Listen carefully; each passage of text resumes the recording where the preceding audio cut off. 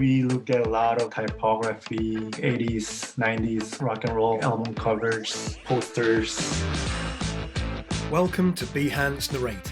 We called the creators behind the graphics for HBO's Rock and Roll Hall of Fame induction.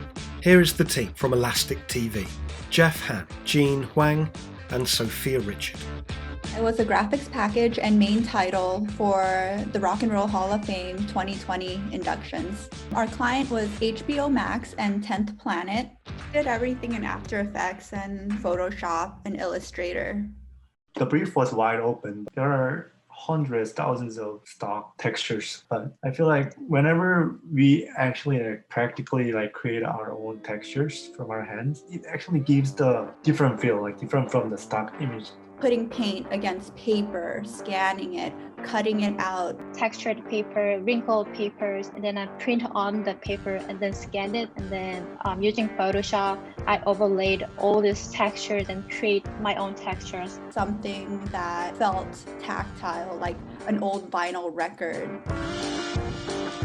So we tried a few different ways of how this logo is coming in at the end of our main title.